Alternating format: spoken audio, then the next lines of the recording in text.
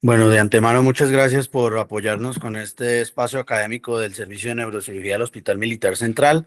Con ustedes tenemos el día de hoy al doctor Andrés González, médico de la Universidad de Manizales, neurocirujano de la Casa de la Universidad Militar Nueva Granada, Hospital Militar Central, y actualmente labora en Clínica Médica en Manizales. El tema a tratar hoy es el enfoque de la lumbalgia axial. Nuevamente, muchas gracias y el auditorio es suyo, doctor González. Bueno, lo rutinario de siempre, gracias. Por el contrario a ustedes, al doctor Leonardo, a Sebastián, al doctor Rojas y a todos los demás quienes estén conectados. Se le, se le están Eh, recortando. ¿Me escuchan mejor o no? ¿Me escuchan mejor? Sí, señor, ¿Me mejor. escuchan mejor? Bien, entonces les decía que por el contrario les agradezco. El doctor Marcelo Castañeda y yo tomamos la tarea de escribir sobre lumbalgia axial, tratar de organizar el pensamiento como respecto al enfoque, eh, misma situación que va encaminado en la educación de lo que es el servicio, la educación de AO, y siempre ha sido este un tema de mi interés desde los años iniciales de formación, cuando empecé en la residencia, porque lo considero que es el comienzo de todo. Y si esto no está clarificado de ahí en adelante, todo puede desencadenar mal. La frase que encabeza la portada del libro, muy enfático: el error más común no es operar mal. Si bien a veces uno ve mal posicionamiento de material, nivel errado, este no es el mayor problema de la cirugía de columna. El mayor problema de la cirugía de columna es operar bien con una inadecuada indicación. Y la inadecuada indicación no va a la compresión muchas veces ni a la inestabilidad, es al desentendimiento de la clínica. Yo algunos años, algunos meses estuve apartado de la vida académica por aspectos ya más de convicción, y había errado la pregunta para mí. La pregunta no es por qué hacemos estos espacios académicos, no es porque esto me va a mejorar mi imagen como médico, no es porque esto me va a dejar un nombre ante los demás, sino que luego cambié la pregunta, y quien ustedes ven ahí es Epicteto, uno de los filósofos más importantes del estoicismo, sino que la pregunta es: ¿para qué hacemos estos escenarios académicos? Con que solamente esta idea, esta forma de pensar cale en una o dos personas es suficiente. Yo he tenido la oportunidad de compartir con quienes hoy son sus profesores desde hace muchos años, operar con ellos, compartir nuestros años de residencia, nuestros años profesionales, tanto con el doctor Leonardo como con el doctor Sebastián, y nos conocemos más o menos en nuestras maneras de pensar. Siempre voy a creer que el gran secreto del éxito en la cirugía de columna es el sistema de banderas. Y si usted no tiene una tasa de éxito en sus resultados de no solo la cirugía de columna, sino cualquier actividad médica que usted desenvuelva, mayor al 90%, usted debe abandonar esa práctica. Si más del 90% de los pacientes que usted artrodeza no tienen un resultado satisfactorio, usted debe abandonar ese camino. Si más del 90% de los hematomas subdurales que opera, usted no tiene un resultado satisfactorio, debe replantear su camino. Y así en general, ese es un parámetro de la OMS. Si de 100 pacientes que usted les pone catéter central, usted no tiene más de 90, usted tiene más de 10% de complicación, usted debe replantear su estrategia o su técnica. Y resulta que cuando vemos esto en el día a día, los resultados de decompresión, artrodesis, corrección de balance sagital, mejoramiento de... Usted no va a ver traducido esto en su consulta, usted debe abandonar ese camino y buscar otra estrategia. Pero usted mínimo debe garantizar a usted que el 90% de su estrategia terapéutica sea exitosa. Luego viene el término de la panalgia, y por qué no hablar de fibromialgia, por qué y cómo categorizar panalgia, y cómo esto me va a mí a orientar en la toma de decisiones y tratamientos. Y luego viene una mnemotecnia que desarrollamos, que se las voy a presentar, que dice: mueve, toca, despierta, arde. Y esto es muchos años yo no había encontrado algo como esto y se fue desencadenando. Quienes han conocido un poco de la forma que nosotros hemos tratado de presentar de la lumbalgia, habíamos llegado hasta esta publicación que por convicciones personales nosotros lo hacemos en la Revista Nacional de Neurocirugía. No, yo no creo que esto, así sea un conocimiento poco, pobre, que no logre impacto, no debe ir a una parte distinta. No, esto no tendría por qué ir a la revista chilena, no tendría que ir a la revista mexicana. Si nuestra revista tiene muchas falencias en factor de impacto, si nuestra revista no tiene rigor académico, eso habla de nosotros mismos, porque nosotros somos quienes construimos la Asociación Colombiana de Neurocirugía. Entonces yo, mis trabajos, y junto con Marcelo y con las personas que me acompañan, que muchas veces es muy difícil decir, venga, pero esto tiene, podremos, no importa, no importa. Si en 20, 40, 50 años la revista llega a una persona, personas que han tenido mucha experiencia en investigación y le dan esa fortaleza, bueno, pues estos trabajos hacen parte de eso. Habíamos presentado hace unos años atrás el método 3 Plus, que es un resumen de los aprendizajes del servicio encaminado por el doctor Rojas, el doctor Luque, lo que ellos trataban de transmitir, y simplemente hicimos una organización y le dimos unos aspectos más de enfoque, más que generar un conocimiento. Y esto financiaban si el dolor era axial o radicular. Hasta ahí llegábamos, pero cuando llegábamos y decíamos, el dolor no es radicular sino axial, entonces ahí, ¿y qué seguía? ¿Y qué seguía?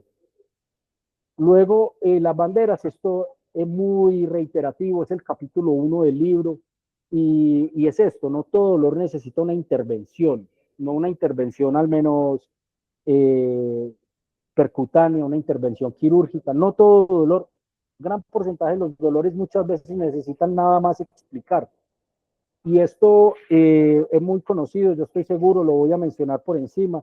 No es lo mismo operar a un paciente que tiene canal estrecho con esquizofrenia o operar a un paciente que tiene que tiene listesis degenerativa del adulto y tiene trastorno afectivo bipolar. Y las dos banderas más importantes a dominar van a ser la bandera amarilla y la bandera azul. Paciente que acompaña con ansiedad, expectativas irreales, el paciente o el de la bandera azul, el paciente que tiene problemas en su estructura laboral, en su trabajo lo aburre. Y operar esos dos pacientes definitivamente son factores pronósticos de mala evolución a largo plazo. Usted va a ver, y eso no es que usted empíricamente no, sino usted ya lo puede leer y esto está documentado ampliamente en la literatura y no puede seguir siéndose ignorado. Un paciente que va con problema laboral, cuya queja principal es su trabajo, cirugía de columna, va a desencadenar negativamente, va a empeorar. Ahora, paciente que demandó a la institución, demandó otro cirujano, eso va a desencadenar en problemas para usted. Y la bandera verde, que es otro porcentaje de lo que es la lumbalgia, que es aquel paciente con dolor axial bien localizado, cuya queja principal es el dolor, es el foco de lo que es el manual. Luego, esto no podemos liberar de nuestra consulta y hay que enfrentarlo y intentar entenderlo e intentar dar un enfoque al dolor difuso, global, generalizado. ¿Y por qué no? Porque es importante en la consulta de columna hablar de panalgia y no de fibromialgia. Porque la fibromialgia tiene unos criterios diagnósticos establecidos muy claros y que escapan de nuestras experticias. Cada día los reumatólogos sin sistema hacen esto, los algólogos hablan, mejoran. Y no todas las causas del dolor difuso generalizado es la fibromialgia. Acá cabe la enfermedad reumatoidea, la enfermedad poliestótica difusa, aquí cabe también el reiter, enfermedades inflamatorias, infecciosas. Entonces, para el enfoque de la consulta de columna es mejor llamarlo como la panal, el dolor difuso. Y hay tres maneras diferentes de entenderlo en la consulta. De tipo 1 a tipo 3, como todo en la medicina, va escalando en gravedad. La paciente mayor que tiene dolor osteoarticular difuso, pero es una paciente que psíquicamente es muy colaboradora, la consulta es fluida, ella demuestra ese deseo por mejorar, es receptiva a los tratamientos. ¿Será la tipo 1 reactiva o adaptativa? La tipo 2 es ese paciente que todo pone en tela de juicio, duda, pero usted no se siente atacado. Usted hace una explicación de 10 minutos acerca de las cosas y ella vuelve a la primera pregunta o él a la primera pregunta donde arrancó. Entonces, una consulta de bajo rendimiento terapéutico. Usted motiva, muestra la resonancia, muestra figurina, pone esto y el paciente parece interesado y cuando usted ya dice, ok, ¿alguna pregunta? Vuelve a la primera y usted decepciona y dice, perdí mi tiempo. Y la tipo 3 es aquella que de entrada tiene una transferencia negativa. Usted se siente atacado, usted se siente señalado, hay señalamientos a otros terapeutas, definitivamente todos los tratamientos tienden a empeorar, no hay pastilla que sirva. Y esto, lo primero que debemos hacer es descartar enfermedad grave, porque la trampa mayor que puede tener este problema es que el paciente salga con una enfermedad policística difusa, mieloma múltiple, o que el paciente tenga una enfermedad reumatoidea. Entonces, el primer paso en Panagia es descartar enfermedad grave con una propuesta de exámenes que nosotros hemos analizado en sensibilidad y especificidad, que también va un poco más aclarado en el manual, pero busca enfermedad reumatoidea o enfermedad metastásica oculta, ¿cierto? Entonces, esto, discúlpeme un breve segundo. Pupo, ¿le puedes decir a la jefe que yo estoy sentado acá y que debe llamar es a la doctora Patricia? Sí. Que Entonces, la gamografía ósea busca, una vez, yo tengo mucho recuerdo de un caso que vimos con el doctor Luis Orlando Rojas, de una paciente con panalgia, que él por su rutina y su disciplina pedía gamografía y detectó una enfermedad metastásica oculta que nadie había, un paciente que en esos tiempos con el doctor Pino, oncología, y fue quien llegó a ese diagnóstico. Entonces, el primer paso en panalgia es descartar enfermedad grave. Luego, ¿cómo lo enfocamos? Entonces, el paciente que tiene panalgia tipo 1, usted puede proponer tratamientos infiltrativos de más a menos. ¿Cómo más a menos? ¿Cuál es el sitio de mayor dolor? ¿Cuál es el que usted preferiría mejorar primero? Y eso no significa que usted a futuro no pueda ir a otros tratamientos infiltrativos, proloterapia, radioterapia, empezar por unos geniculados, un bloqueo de PENG, o usted puede hacer un erector de los planos de la espina, en fin, de acuerdo a cuál sea el área más sintomática del paciente. Y aquí todavía hay una cabida del tratamiento percutáneo para el dolor, porque hay gente con panalgia que llega y dice, oiga, no, mire, a mí el bloqueo me ayudó. Y recordemos que en dolor crónico decimos que una estrategia que mejora 30%, una estrategia eficaz, porque usted suma 30% de infiltración, 20% de medicamento, 10% de terapia, un global de mejoría de 60-65% en dolor crónico. Y nosotros sabemos que dolor crónico no cura, pero sí alivia. Y ese es un objetivo terapéutico sensato y racional. ¿Qué es de la doctora Patricia? Listo, perfecto. Gracias. Bueno, muy amable. En la panalgia tipo 2, usted puede hacer un abordaje integral multidisciplinario. Entonces, usted puede, es importantísimo adicionar apoyo psicoterapéutico, apoyar con algología, fisiatría. Aquí tiene muy buena cabida las presentaciones del cannabis medicinal, mejor que los opiáceos, porque los opiáceos sabemos que no pueden ser una buena alternativa de dolor crónico a largo plazo por la tolerancia. Hidroterapia, acupuntura, medicina alternativa. Y eso también está documentado. Usted lee revisión estricta de Cochrane y, pues bueno, acupuntura tiene un mayor nivel de evidencia que tratamiento percutáneo para dolor, neurolisis, infiltración, lo que nosotros hacemos. Entonces, si vamos a ir a Cochrane, si vamos a ir a la medicina basada en la evidencia, vamos a ir al rigor científico, usted no tendría por qué decir, usted no vaya a quiropraxia. Bueno, pues yo en mi práctica he visto más lesionados graves de cirugía de columna que lesionados graves de quiropraxia. Y lo peor que sí he visto lesionados de quiropraxia, pero en relación 50-1. 50-1. Entonces, si usted va categóricamente a decir, no haga quiropraxia, entonces usted es sensato, dice, no haga cirugía de columna, porque es más peligroso. Y en la tipo 3, acá lo que hay que intentar es desescalonar, o al menos no incrementar. En efectos prácticos de nosotros, no lleve a cirugía, no lleve a cirugía, panalgia tipo 3, porque es evidentemente un factor pronóstico de mala evolución a largo plazo.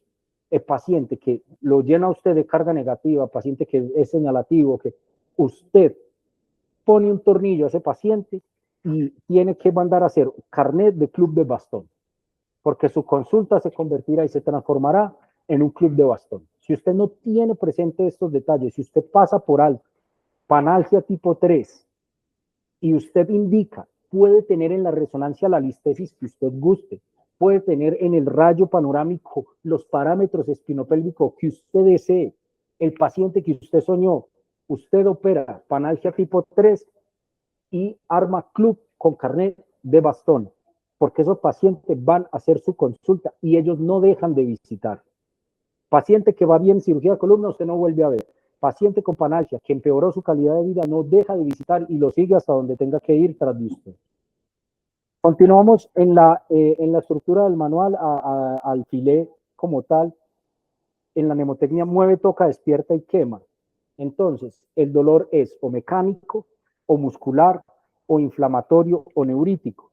Y aquí, entonces, vamos paso a paso. Si es mecánico, las etiologías más frecuentes serán el origen facetario, el origen discogénico o el origen sacuríaco. Hay sacurilitis, tanto mecánica, tanto reumatoidea inflamatoria, pero la más frecuente va a ser la mecánica, ¿sí?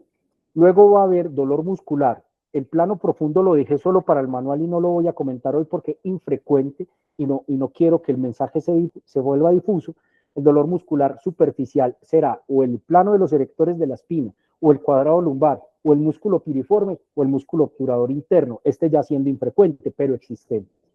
Luego viene el dolor inflamatorio, que el dolor de carácter reumatoideo, que es muy importante para nosotros detectar y encaminar al paciente, y las neuritis que ocurren a nivel de la columna lumbar, donde los dos más dominantes va a ser la clunealgia y la lesión del nervio hipogástrico iatrogénico. Entonces, mueve, toca, despierta y quema. Mueve, toca, despierta y quema. El dolor mecánico empeora con la actividad. Cuando barro, cuando trapeo, cuando salgo a caminar, cuando estoy haciendo mi actividad laboral, dolor mecánico. Pero el dolor que incrementa con la palpación, yo puedo tocar al paciente o con la activación muscular, eso es evidente. El blanco es y la gallina lo pone. Eso es de origen muscular. ¿Y cuál? Pues de acuerdo a donde está el músculo. Si usted alguna vez ha tenido un dolor del esternocleidomastoideo, un bico, el dolor muscular es muy evidente y no puede confundir. Lo mismo el plano de los erectores. Lo que hay que saber es dónde está localizado cada músculo, que no son tantos. El plano de los erectores de la espina, el cuadrado lumbar, que es ese típico paciente que llega a urgencias con un dolor muy importante después de que trató de cargar un objeto del piso, desgarró las fibras musculares del cuadrado lumbar y un dolor de una altísima intensidad y que empeora con la rotación. Ese dolor va a estar localizado, ya vamos a profundizar en esto, pero el dolor empeora con la palpación. Y luego viene el dolor que despierta durante la noche, que es muy inusual, visto o en la enfermedad reumatoidea o en la tuberculosis o en la espondilodicitis. Yo lo veo dominantemente en esas tres situaciones.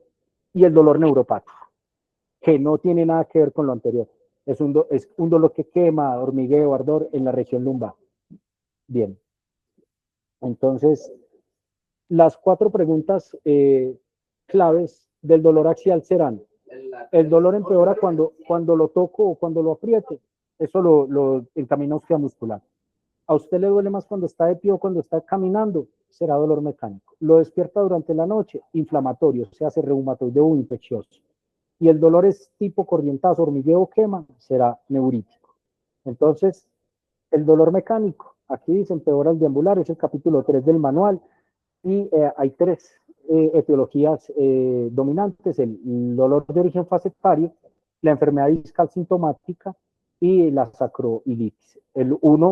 La faceta empeora la extensión del tronco el disco empeora la flexión en línea media y el sacroiliaco en la esquina ilíaca posterior-superior en ese punto, ¿cierto? Entonces, acá tenemos que el dolor facetario, la prueba diagnóstica será la neurolisis de los ramos medios posterolaterales o el interarticular, y el tratamiento intervencionista será la radiofrecuencia o la cool radiofrecuencia, que ahorita está en boga, la radiofrecuencia fría, y que ha demostrado que se puede hacer una lesión térmica más larga, con menos dolor, y ya está demostrado que al menos en los ramos medios, más que en la sacroilitis, sí tiene una durabilidad mayor que una radiofrecuencia, ¿cierto?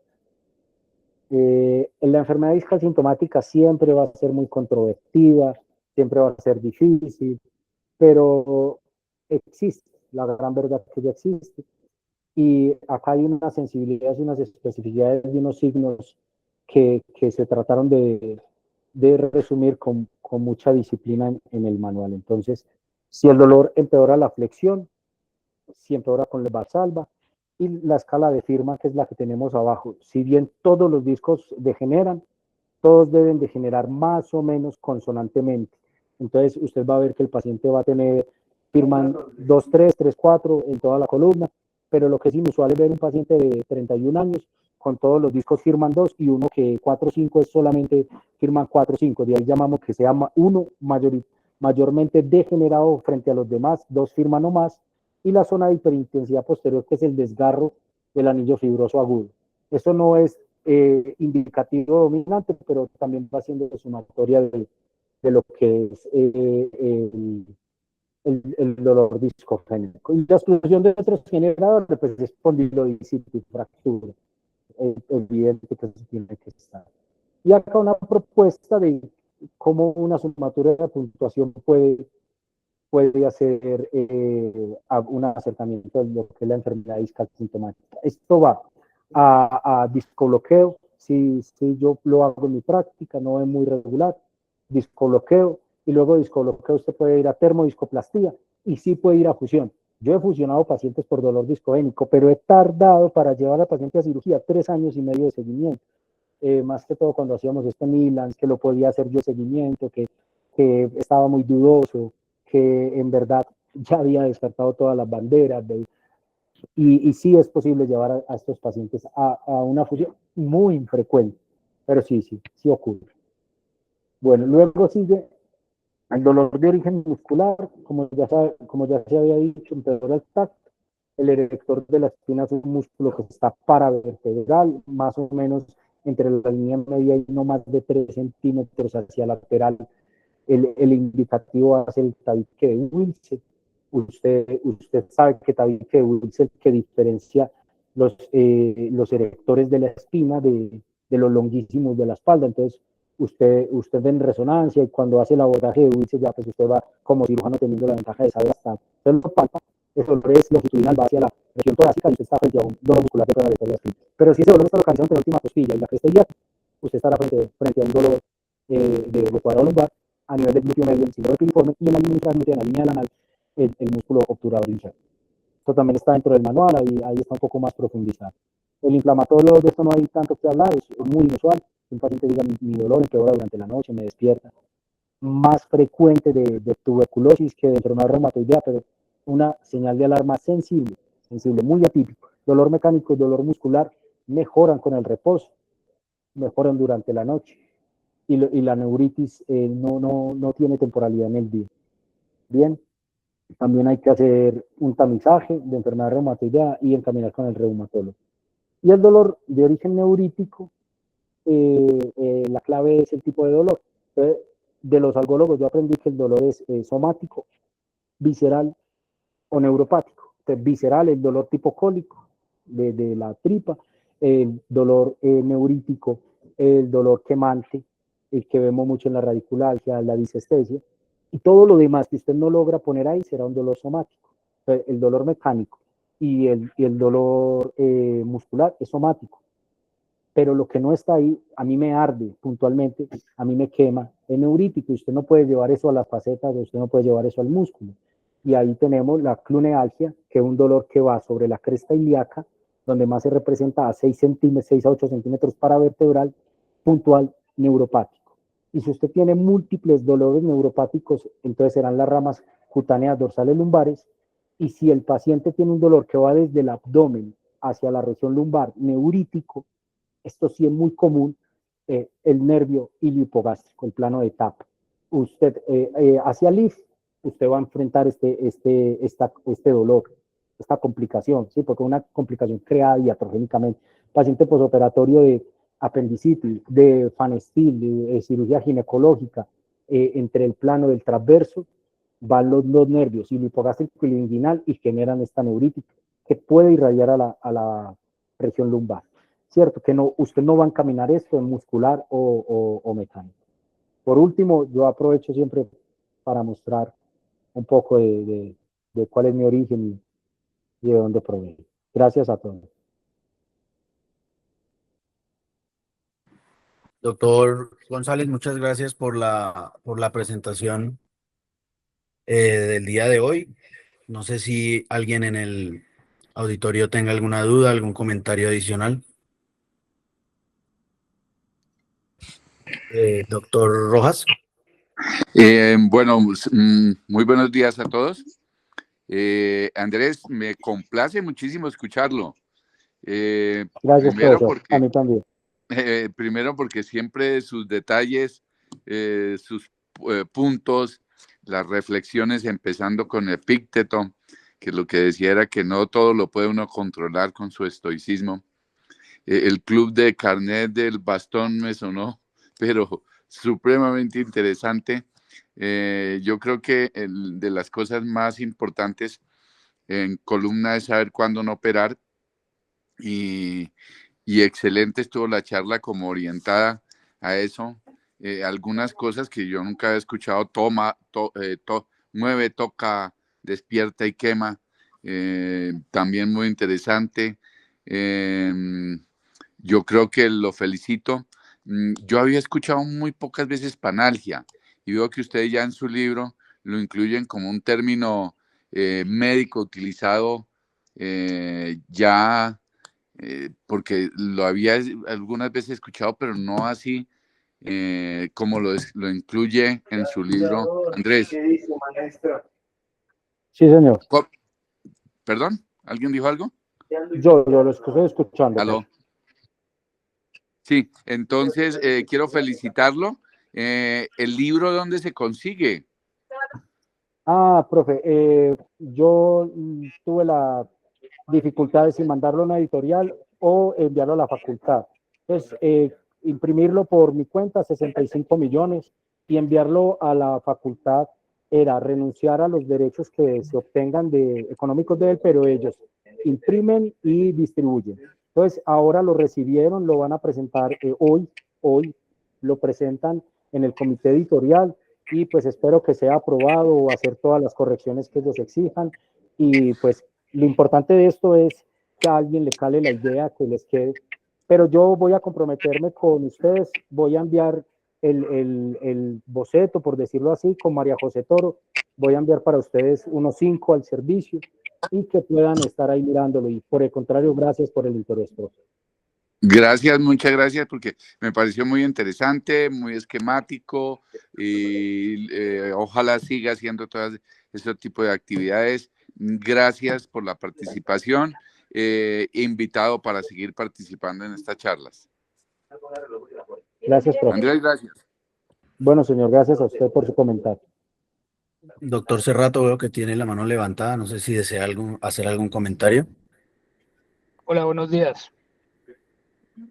Joan, buenos días. ¿Me escuchan? Hola, Andrés, ¿qué más?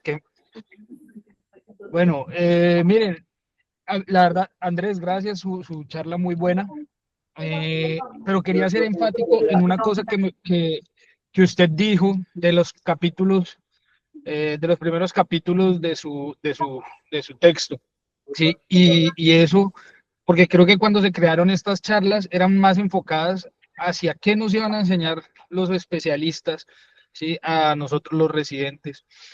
Y yo creo que esto es algo muy importante, y lo decía usted al principio, hay que estudiar bien a los pacientes, ¿sí? Esto pues lo digo yo, que soy un neurocirujano joven, recién graduado casi, y de ustedes salí, ¿sí? y me parece muy importante que los residentes que están ahora y los que van a venir a futuro, ¿sí? Tengan en cuenta, y es estudiar a los pacientes, estudiar bien los pacientes, como lo dice usted.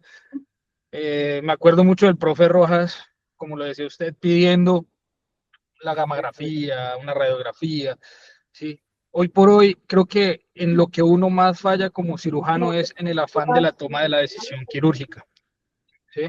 Entonces, paciente con listesis, disco pequeño, no hay fractura, dolor, ¿sí? Alif, ¿sí? Posterior le ponemos unos tornillos, ya está.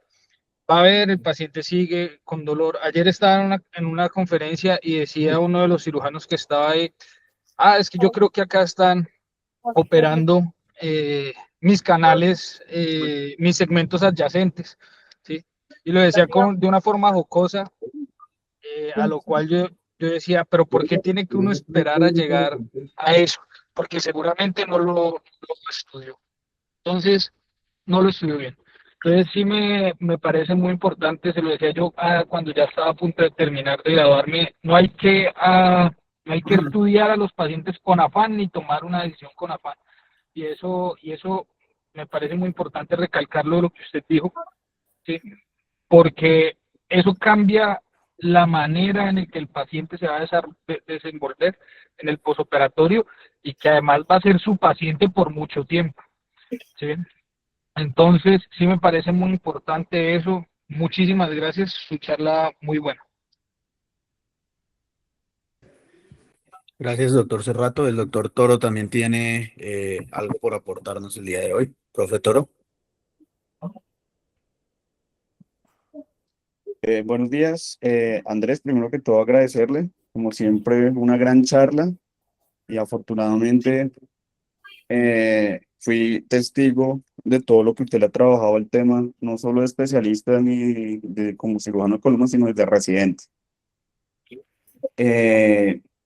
Para agregarle algo que nosotros hablábamos mucho, que usted insiste mucho, es que pues un paciente para nosotros a la larga termina en una cifra, en un porcentaje. Un paciente de una mala cirugía para nosotros puede ser el 2%, 3%, pero para un paciente de una familia es el 100%. Es algo que realmente en el servicio siempre lo hemos inculcado, no tomar una decisión a la ligera. Para nosotros pues no es más que trabajo.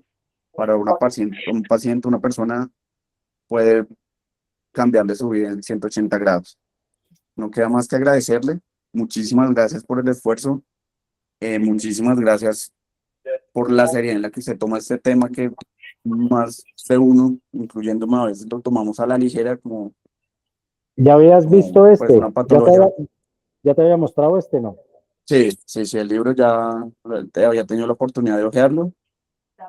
No, muchísimas gracias y nuevamente felicitaciones.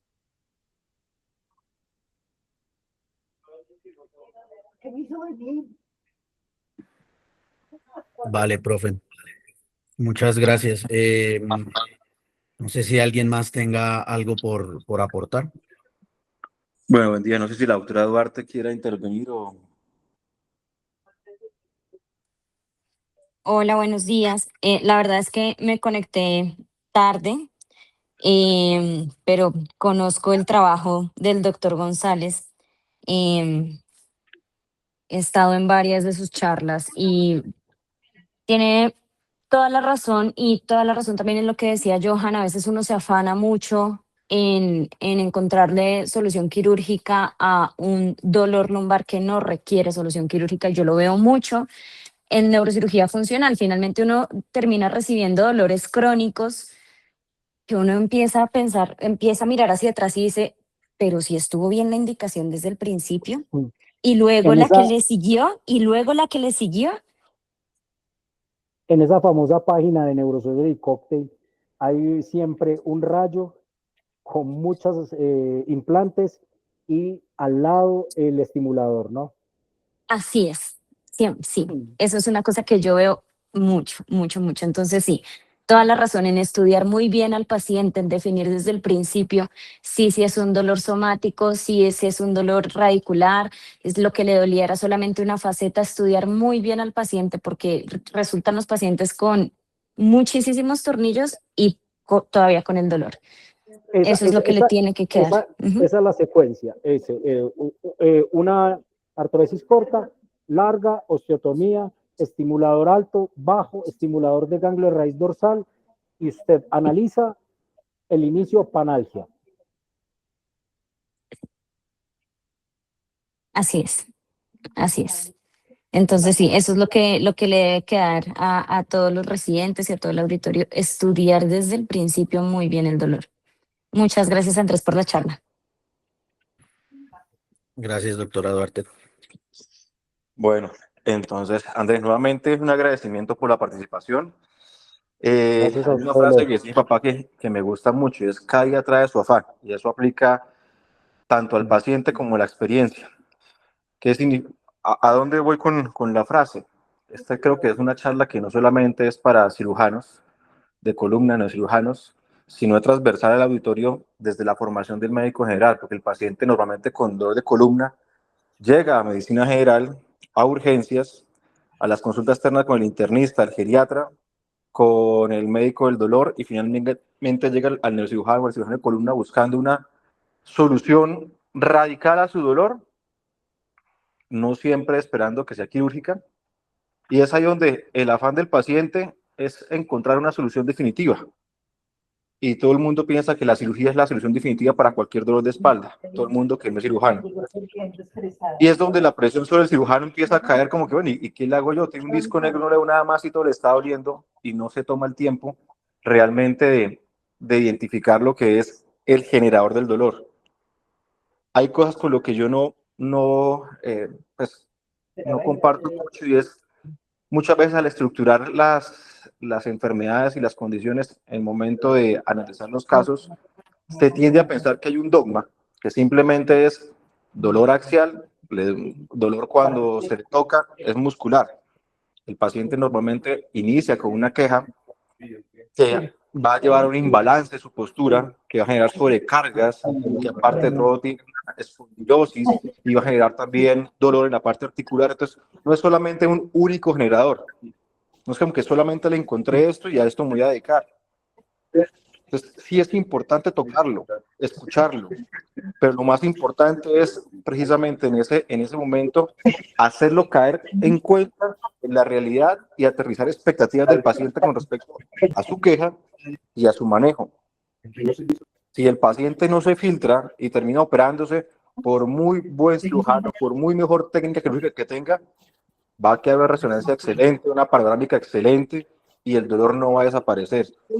Y lastimosamente también está, por otro lado, la empresa, que está empujando a colegas a colocar de una manera desmedida o hacer procedimientos desmedidos en este mundo grande del dolor, como los estimuladores. Entonces, como lo decía Ortica hace un momento con Diana, pacientes con radiofrecuencia, con neurolisis, con tornillos, con artrodesis, con cementación, con cirugía de revisión, con balances espinopélvicos perfectos, con 2 estimuladores encima, luego van a la consulta a retirar los estimuladores porque están haciendo reacción a cuerpo extraño, y finalmente nunca hubo una identificación de la causa y el dolor persistió.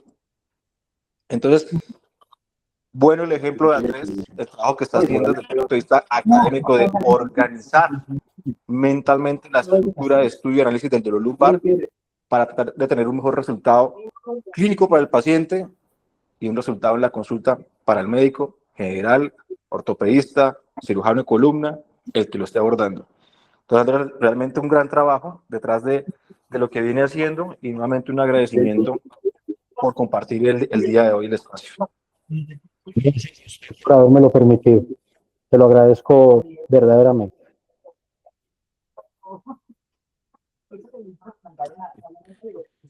Bueno, no sé si alguien más tenga algún comentario adicional, o si no, buen día, que estén bien.